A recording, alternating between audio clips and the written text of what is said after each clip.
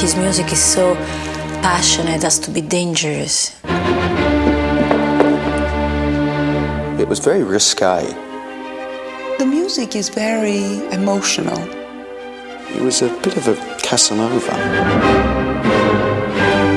Talent is always attractive. Yet for all his passion and charisma, Ludwig van Beethoven never found a soulmate in life. After Beethoven died, they discovered a letter written to a woman who was only named as my immortal beloved. This is his final testament. All my music and all the capital of my estate shall go to my sole heir, my immortal beloved, signed Ludwig van Beethoven.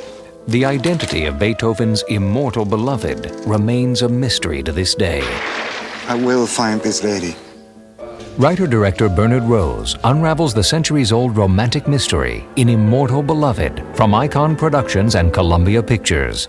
And 1 and 2 and 1 and 2. The film features an international cast headlined by Gary Oldman, Jeroen Krabbe, Isabella Rossellini, Valeria Golino, and Johanna ter Steege. Take me to Carlsbad. The film was about the search for who this woman was. Do you know the name Ludwig van Beethoven? The composer. The structure of the film is very unusual. The way the story is told is almost like a photo album. There was a woman. Within the film, the characters all relate stories to each other. There is substance to the rumors. I was the great love of Luigi's life. Yes. I once loved him. There can be no peace without the truth. I can match his temperament. Was he your lover? I like people telling stories to each other, and through that you eventually get closer to the central character, which is Beethoven. Your lack of passion is unforgivable. I shall have to beat you.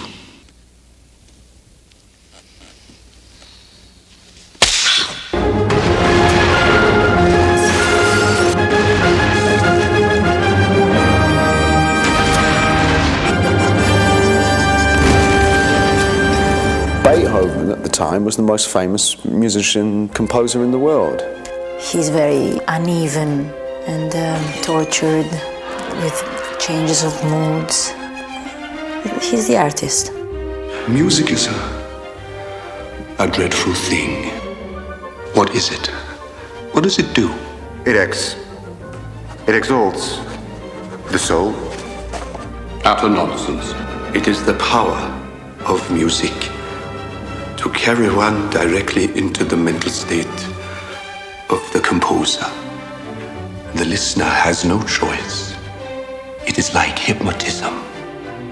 Sometimes you cannot live your life exactly the way you would like to live it. Why will he no longer play? Beethoven is a strange and obstinate man. He says it makes him feel like a servant, and he serves no masters. This dichotomy between the man and the music was always worrying people. They were always going, well, how can he have written this great music if he's such a terrible person? When in fact the point is that the terrible side of him is in the music.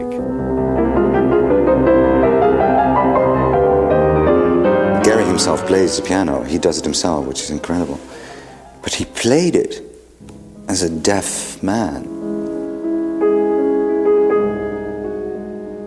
And I was watching and I was moved to tears. Because all of a sudden I saw this genius, playing the piano and not able to hear what he was doing. Well, I put earplugs in. That drove me mad. I took them out after 20 minutes. I couldn't stand it anymore. From the beginning. The kind of nerve disorder that Beethoven had is actually very noisy. It's not like you hear silence. It's like you've got this racket going on in your head all the time.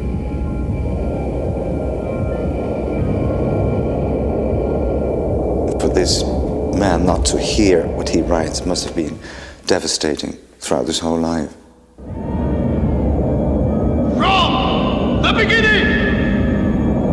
Music is the only kind of art form that you hear it and it takes you to a place. It can take you 10 years back or put you right back into that situation. A man is trying to reach his lover. His carriage is broken down in the rain, the wheels stuck in the mud. She will only wait so long.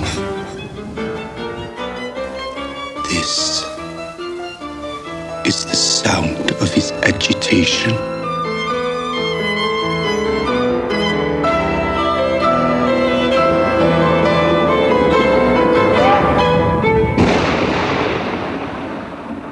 As we near his 224th birthday, both the power of Beethoven's music and the romantic mystique of the immortal beloved live on.